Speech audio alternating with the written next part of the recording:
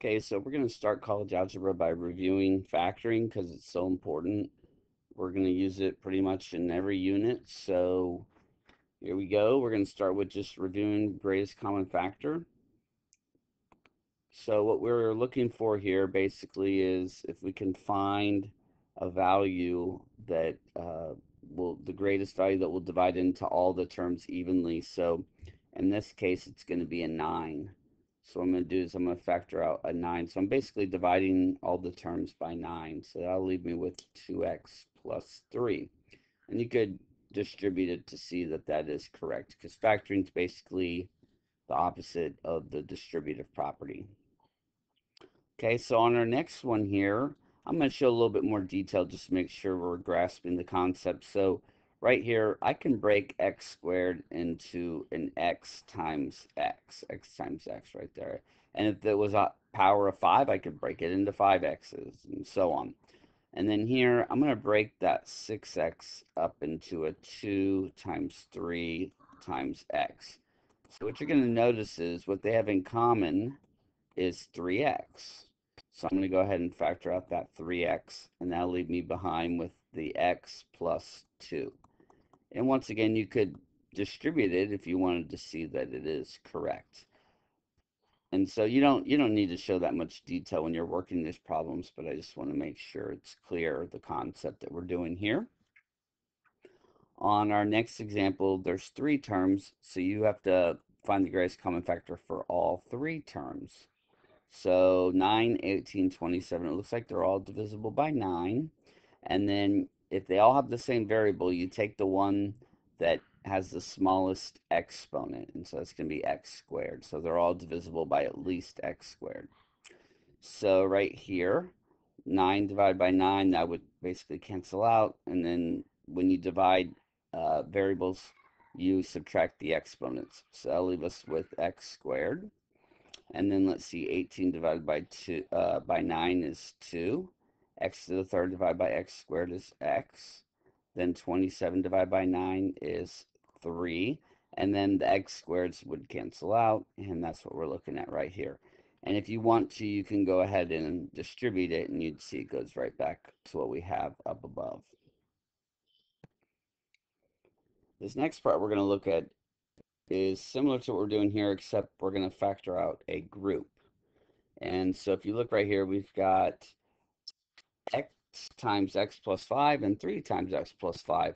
So what they have in common here is they both have that x plus 5. So what we're going to do is we're going to take that, we're going to factor that out of this expression.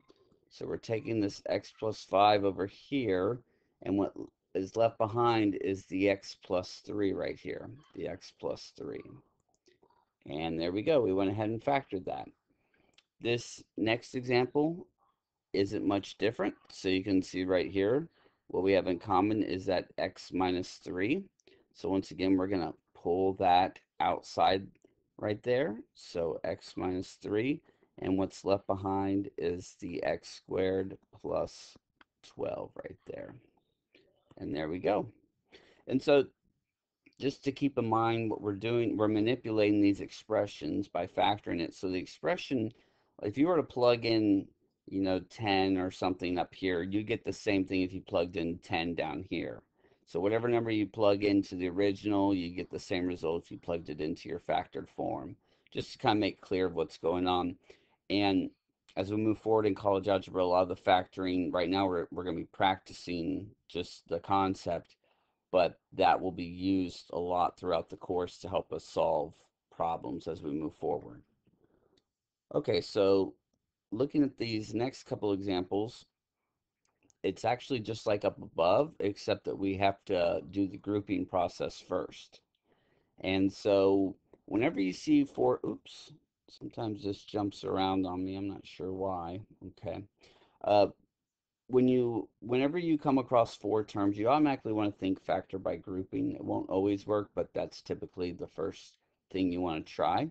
And so the way it works is you just group the first 2 and the last 2 terms together. And so on the first 2, you can see what they have in common is an x squared. So I'm going to go ahead and factor that out, and that'll leave me with x minus 2. And on the second set, they have a 5 in common, so they're both divisible by 5. So I pull out the 5, and that'll leave me with an x minus 2. So what we'll notice here is I have that common group again, kind of like what we saw in the previous problems. So we're going to go ahead and pull that out. So we pull that, oops, we pull that out of those brackets that I'm putting up there. And then what's left inside there is the x squared plus 5. And there we go. And so once again, see these two things, they look very different, but the expressions are actually equivalent. Okay, so let's try 13. Looks pretty similar. So let's see, I'll start by pulling out an x squared here. Now be careful, students sometimes get a little tripped up here. So that'll leave us with x, and sometimes students are a little confused what goes next, but it's actually going to be a minus 1. So see, there's an understood 1 with that variable right there with the x squared. And if you were to redistribute this, you would see that it's the same thing that we have up above right here. On the second set, looks like we're going to pull out a 2, so we'll go ahead and do that. So that will leave us with x minus 1, and once again we have a match. And so I like to put these brackets here, you don't have to, but so what it does for me is it helps me kind of envision that now I'm factoring that outside those brackets. So I factor that out, and then what's left inside is the x squared plus 2. And there we go. Okay, I got one more of these. So on the first set right here, we'll go ahead and pull out an x squared. And that'll leave us with 3x minus 2. Now, if you look on the second set, I've got a minus and then a plus. But over here, I had a positive and then I had my minus. So whenever you see this, whenever the second set, the first value is negative, you're probably going to pull out a negative with it. So the common factor right here is going to be 2, but we're actually going to pull out a minus 2. So whenever you do that, that's going to cause a sign change right here. So that'll leave me with 3x minus 2. When I divide both of those by negative 2, I cut them in half, but there was also a sign change. And once again, if you wanted to distribute it, you could see, okay, yeah, it's equivalent to what I had up above. And then our last step here is to factor out that common binomial right here. So we're going to factor out the 3x minus 2, and that'll leave us with x squared minus 2 also right there. Now moving on, we're going to look at factoring trinomials, and that'll be one of the biggest things we'll do as far as factoring, the most common one. So the way this works is we're going to undo the FOIL process. And so if you remember foiling, so for example, if I had like x plus 3 times x plus 5, the way you would FOIL is the F is multiplying the first two together, the O is multiplying the outside together, then I is for the inner, and then L is for the last two getting multiplied together. And so we're going to undo that process here. So the F part right here is that x squared, and that's the first two spots getting multiplied together. Well, these aren't too bad because how do I get x squared? Well, that's just going to be x and x. X times x is x squared. Now the middle is the outer plus the inner. So you multiply the outer and the inner, and then you add them together, and because they'll be like terms, and they add up to 9x. And then this is the L part that's multiplying the last two together right here. So the method I like to use, there's a lot of variations on it, but I like this one called the A&M method. And so what you're trying to do is figure out what multiplies to give you 20, but add to give you 9. So what I typically tell students, if you struggle with this, which you'll get better as you practice, but write down all the numbers that multiply to give you 20. Okay, 1, 20, 2, 10, 3, 3 is not going to work. Let's see, 4 and 5. Okay, and you could even, get a calculator and start dividing 20 by 1, 2, 3, 4, 5 and just list them. And then now you look at, okay, well, they all multiply to give you 20, but which ones add up to give you 9? And that would be the 4 and the 5. Okay.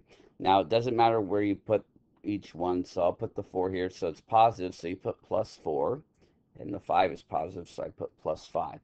And if you were to FOIL this together, x times x, x squared, then you get 5x, and then you get 4x. That's where those like terms add up to 9x. And then 4 times 5 is 20 right there. So if you have another way that you've been taught, feel free to use that. But this is the one that kind of makes the most sense to me. I know there's one called the Xbox or something like that. But anyways, I like this way.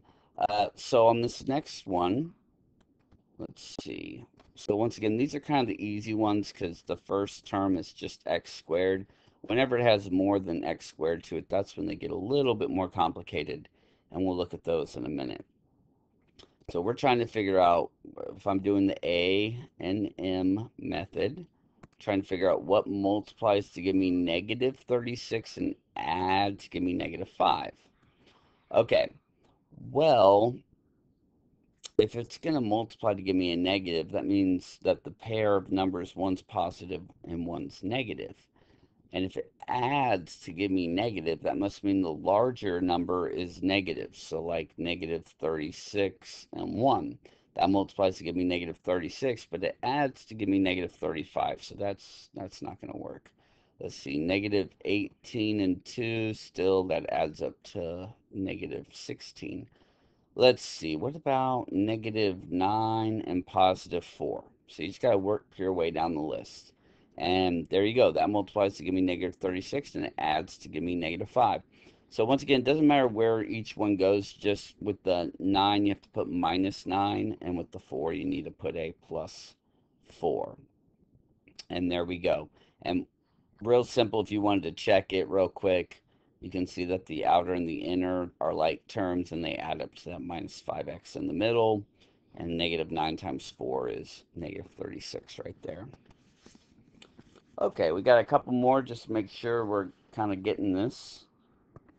So right here, once again, if I'm doing the A and M method, this time I'm multiplying to get negative 45, but I'm adding to get a positive. So the only difference is this time now my larger number is going to be positive and my smaller number will be negative, so that product is negative. So let's see, this, I think it's going to be 9 and negative 5. 9 and negative 5. That looks good to me. Multiplies to give me a negative 45 and adds to give me positive 4. So once again, it doesn't really matter which one goes first. So I'll put the 9 first. Got to put plus with it. And I'll put minus 5 right here. If I swap it, it's not really a big deal. Just the minus has to be with the 5. The plus has to be with the 9. Other than that, not a big deal. Okay. Uh, Last one. On this one, you'll notice that it multiplies to give me 40, but adds to be a negative. So in this particular case, both numbers are negative because a negative times a negative is positive. So both numbers are going to be negative in this case. So once again, you can just kind of start your list. So obviously, negative 40 and negative 1, those are too big. Let's see, negative 20 and negative 2, that's too big. That adds up to negative 22. Let's see, I think negative 8 and negative 5. I think that's going to do it, yeah. So that multiplies to give us positive 40 and adds to give us negative 13. And once again, whichever one you want to put first is fine, okay? And like I said, feel free to grab a calculator and play around with it if you need to make your list of numbers, okay? Really, the only way you're not going to be successful is by not trying. You just have to make your list and figure out what set is going to, multiply to give you 40 and add up to negative 13. Okay, so you'll notice that all these were just x squared, the leading coefficient. These are actually the easy ones, okay? So hopefully you didn't think this was too bad, okay? Now we're going to look at some that are actually going to be a little bit more challenging, okay? So if you look at this right here, I'm going to go ahead and get a blank page and let's look at this. So let's see. So if you have 2x squared plus 7x plus 6, and you're asked to factor that, well, you might be thinking, oh, this is easy. It's going to be 6 and 1. 6 times 1 is 6, and 6 plus 1 is 7. Okay, the only problem here is this 2 right here with the x squared. Because when I start to try to factor this, it's actually going to have to be a 2x and x. So if I do 6 and 1, the problem is that's going to add up to 13. I'd get 2x times 6 is 12, and then 1 times x is 1. That adds up to 13. That's a problem, okay? So the method we were using previously doesn't quite work, okay? So you just have to be on the lookout whenever there's a leading coefficient. So there's a couple different things you can do. For a long time, people would do a thing called guess and check.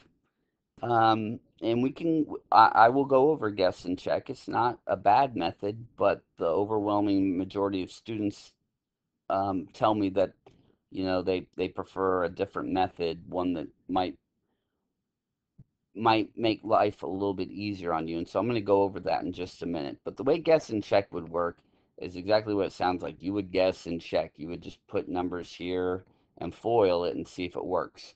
So probably, let's see, if 3 and 2 would work, but I got to figure out where to put the 3 and where to put the 2. I'm going to put the 3 here, and I'm going to put the 2 here. And so now we're going to FOIL it and see if it works. I know that the first and the last should be fine, because that's 2x squared, and then that's going to give me the plus 6. What we're trying to figure out is, does the inner and do the outer, do those add up to 7x? And so let's see, that would give me 3x. That would give me 4x. Yes, it does add up to 7x. And so that would be my answer right there. So that's guess and check. And so you might be thinking, oh, well, that's not too bad. But what if, instead of that being a 2x squared, what if it was a 12x squared? Well, now your guess and check will get a lot more complicated, because now what do I break up the first two terms into? Is it 6 and 2? Is it 3 and 4? Is it 12 and 1? And so it can get pretty messy. This one's actually a pretty simple one for guess and check, but they can get a little bit more complicated. Okay, so like I said, if you've been taught a previous method and you're happy with it and you're getting good results, that's fine. But I'm about to show you a method that I've kind of over the years kind of fine-tuned. Um, so let's see. So this is something this method, I probably read it in a book or something, but I kind of put it in my own words, basically. Okay, and it might seem a little, I wouldn't say complicated, but the first couple times you do it, you're going to kind of be like, huh, what? But you just have to do it a couple times, and once you kind of get that muscle memory down, you'll find this process actually pretty easy. And what students like about it is that you're not guessing. It's more, I like to call it a process. It's just a process you're going through, okay? So the way this process works here is step one is multiplying the leading coefficient and constant together. So that's this part right here. The leading coefficient is the value in front of x squared, and the coefficient is the value on the back without a variable. So you do 2 times 6, which is 12. That's step one. That doesn't seem very difficult, right? Okay. Now, step two is going to look a little familiar to you. What we're going to do here is you're going to look for two numbers where their product is equal to the result from step one, but also add up to the middle value, okay? So what we're doing here, these unknown numbers, I'm just calling them A and B. You could call them whatever you want, but for here, I'm just calling them A and B. So these two numbers, I don't know. So I'm looking for two numbers that multiply to give me the result from step one, but then those same two numbers add up to the number that's in the middle. So like I said, it's kind of similar to what we were doing before in those other problems, kind of the same game, looking for two numbers that the product is this, but they also add to give you a different number. And so those two numbers would be 3 and 4 in this case, okay? So that's step two. So step one, multiply the first and last number together. Step two, find two numbers that multiply to give you that product from step one, but also add up to the value in the middle. Step three, what we're going to do is we're going to replace 7x with the 4 and the 3x, 4x and 3x. So what we're going to do is we're basically going to split that 7x into a 4x and a 3x. It does not matter which one goes first, okay? So just like 4 quarters is equal to a dollar, 4x plus 3x is the same thing as 7x. So what I'm doing is I'm splitting it right there. And then the next step will be to do factor by grouping. And so we've done that previously. So we're going to do factor by grouping. So right here, I group each set. And on the first set, I can pull out a 2x. So I do that. On the second set, I pull out a 3. Okay, did that. And then from there, now I have the common factor of x plus 2. So I factor out the x plus 2, and I put it back here. Doesn't matter, could have gone in front. So I put it back here, and then what remained was the 2x plus 3 right there, and that created my other factor. So whatever order you write the factors doesn't really matter. And then you could always check it if you want to. You could FOIL it back together and see that it is the same answer. Now, once again, it doesn't matter which one goes first. I could have put the plus 3x first and then the plus 4x. It might look a little different as you work the problem, but you're going to get the same exact answer at the end. Okay? So it's up to you. Like I said, if you have another way you like to do it, that's fine. But if this is something you think you might be interested in, I'm going to go ahead and work these next 2 problems using that method. And like I said, the first couple times you do it, you're going to kind of be like, okay, what do I do next? But once you do it a couple times, you'll get that muscle memory down. You'll be pretty good at it. Okay, let me give myself a little bit more space. Okay, so the way I like to do this is I just kind of draw what I'm doing. So okay, 2 times negative 12 is negative 24, okay? And then that 5 is going to be part of my next step, so I bring that over. So step 1 was multiply the leading coefficient by the constant, okay? So 2 times, and if the constant has a minus, you include that. So that gave me negative 24. So the name of the game is what multiplies to give me negative 24, but add to give me 5. So kind of like the A&M game that we were playing on those other problems. Okay. And so I believe it's going to be 8 and negative 3, right? 8 times negative 3 is negative 24. That also adds up to 5. So what we're going to do now is we're going to split it. The next step is to split. So we're going to split that 5x. So you still have the 2x squared. We're just kind of replacing this with 2 other values that is equivalent. Doesn't matter which one goes first, so I'll put the plus 8x, and then I'll put the minus 3x, and then I still have the minus 12, okay? So those guys didn't go anywhere. The edges are still there. I just replaced 5x with a positive 8x minus 3x, which is the same thing, okay? And then now what we'll do is each set we'll see what we can factor out. So on the first set I can pull out a 2x, and that will leave me with x plus 4. Once you have that, that kind of helps you on the second part. Okay, so I can see, okay, if I divide them all by 3, that's good. But wait, those are both negative. I need them to be positive inside there. So I'm actually going to pull out a negative 3. So I divide both of these by negative 3, so this becomes positive x plus 4.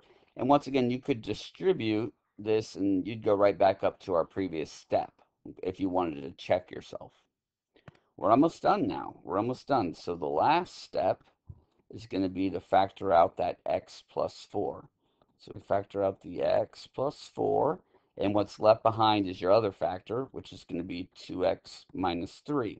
And if you switch the order of the factors, makes no difference. If you put the 2x minus 3, then the x plus 4, makes no difference. Okay, and that might happen if you switch the order of when you split it. Your factors might show up in a different order, but that makes no difference. Okay, so let's try another one here. So what we're going to do here is we're going to multiply 12 times 3, which is 36. And then I'm going to grab the negative 13 because I'm going to need it in my next step. So I'm trying to figure out what multiplies to give me 36, but add to give me negative 13. Well, it looks like they're both going to be negative. Let's see, I think it's going to be negative 9 and negative 4. That looks good to me. Yep. That multiplies to give me 36, and it adds to give me negative 13. So once again, I'm going to split that middle guy. So the edges, just keep those. So we're going to break that minus 13 into a minus 9 and a minus 4. And then we have that plus 3 on the back end. Okay? So minus 9x minus 4x, same thing as minus 13x. We're just manipulating it so that now I can do factor by grouping.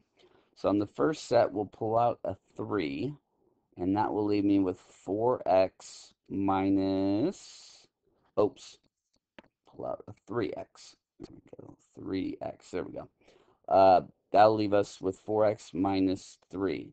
Well, I've got minus 4x plus 3. I need a sign change, but everything else looks good. So what we're actually going to pull out is a minus 1. We're going to pull out a negative 1. So that will turn that to a positive 4x and to a minus 3 right here.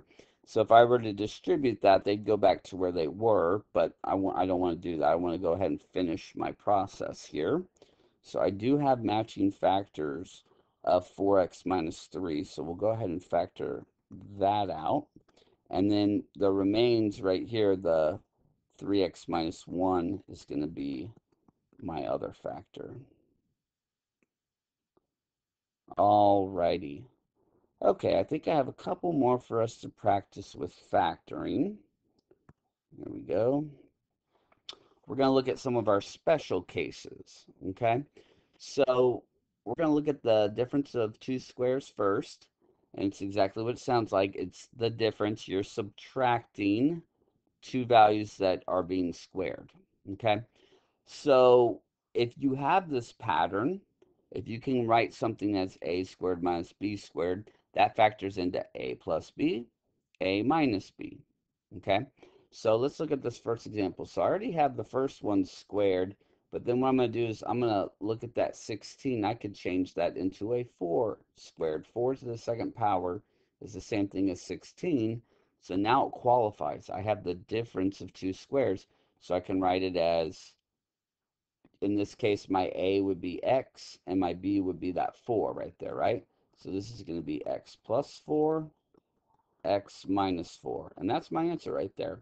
And if you look, if you were to FOIL this together, you'll see that the inner and the outer are opposites, 4x, negative 4x. So that's why we don't have that middle term in here. That's why that basically gets canceled out, because the inner and the outer end up being opposites. Okay? Okay, if we look at 41, very similar, but we got to somehow put this in the format to look like this. So I got to figure out what to the second power would give me 4x squared.